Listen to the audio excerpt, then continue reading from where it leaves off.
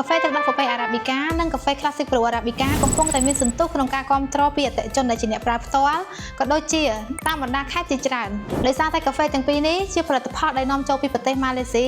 ដែលស្របតាមគុណភាពស្តង់ដារសុវត្ថិភាពនិងគិតពីសុខភាពរបស់អតិថិជន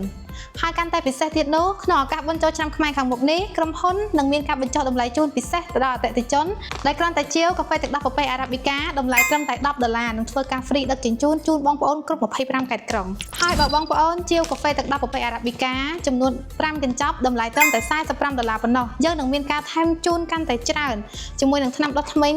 សារីកាដែលធ្វើឲ្យធ្មេញសស្អាតត្រឹមរយៈពេល4សប្តាហ៍ដែលមានតម្លៃ$2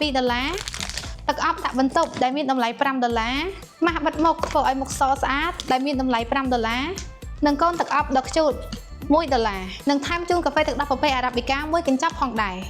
រីឯកាហ្វេ Classic Brew មួយកញ្ចប់តម្លៃត្រឹមតែ$8នឹងធ្វើការហ្វ្រីដឹកជញ្ជូនជូនបងប្អូនគ្រប់25ខេត្តក្រុងបើបងប្អូនជាវ5កញ្ចប់តម្លៃត្រឹមតែ$35ហ្វ្រីកាហ្វេ Classic Brewមួយកញ្ចប់ថ្នាំដុសធ្មេញធ្វើឲ្យធ្មេញសស្អាតត្រឹមរយៈពេល4សប្តាហ៍ដែលមានតម្លៃ$2មួយប្រអប់ម៉ាស់បិទមុខធ្វើឲ្យមុខសតម្លៃ$5មួយប្រអប់ទឹកអប់ដាក់បន្ទប់តម្លៃ$5មួយប្រអប់